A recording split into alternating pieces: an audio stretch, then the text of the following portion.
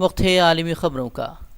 سعودی حکومت نے corona virus وبا کی وجہ سے رواں برس حاجیوں کی تعداد کو نہایت مختصر رکھنے پر غور شروع کر دیا ہے۔ بتایا گیا ہے کہ اس بار ہر ملک کو عمومی حج کوٹے کے مقابلے میں فقط 20% افراد بھیجنے کے لیے کہا جائے گا، اور یہ افراد بھی سخت ترین ہیلتھ چیک اپ کے بعد ہی سعودی عرب بھیجے جائیں گے۔ وہیں اس بار معمر افراد پر پابندی عائد ہوگی۔ دوسری جانب بعض حکام اب بھی ریاض حکومت سے حج منسوخ کرنے کے لیے کہہ رہے ہیں، تاہم ابھی حتمی فیصلہ ہونا باقی ہے، جس کا اعلان خادم حرمین شریفین شاہ سلمان بن عبدالعزیز خود کریں گے۔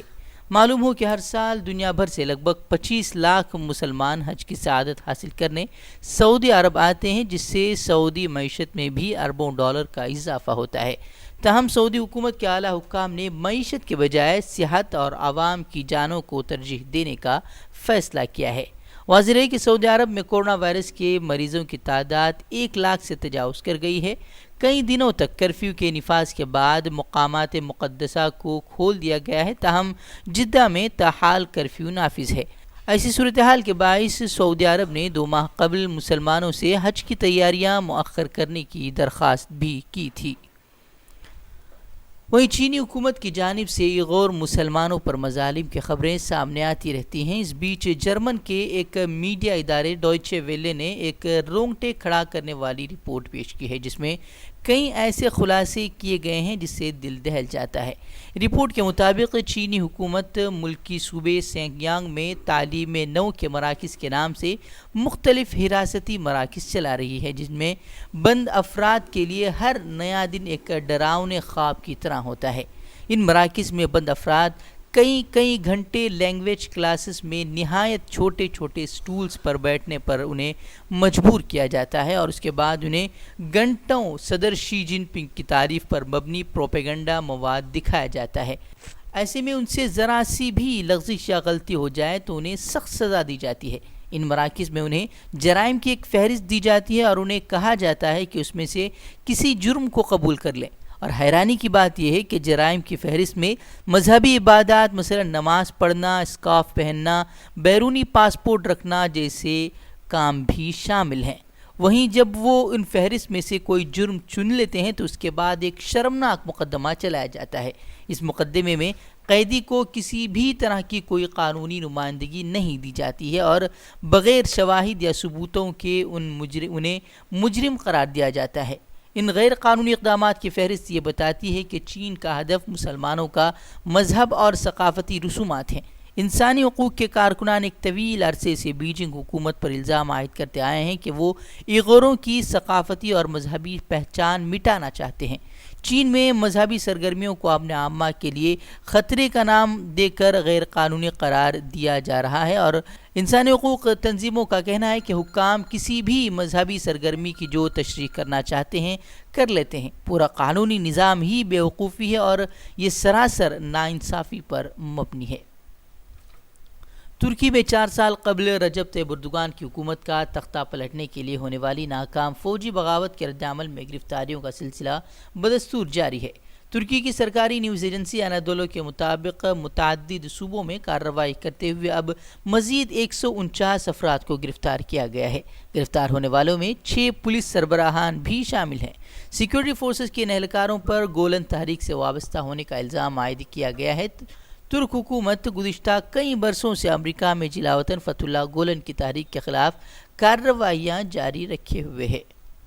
ایران کی عدالت نے ہلاک قدس فورس کے کمانڈر قاسم سلیمانی سے متعلق جاسوسی کرنے والے امریکی جاسوس کو سزائے موت سنا دی ہے، اور اسے جلد ہی پھانسی پر لٹکایا جائے گا۔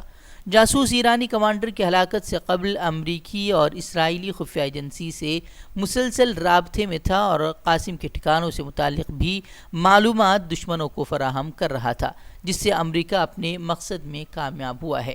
تاہم عدلیہ ترجمان نے مجرم کی گرفتاری کے حوالے سے میڈیا کو نہیں بتایا ہے اور نہ ہی پھانسی کی کسی تاریخ سے آگاہ کیا ہے، اور اس بات کا بھی تعین کرنا بہت مشکل ہے کہ موسوی کو پھانسی کہاں پر دی جائے گی۔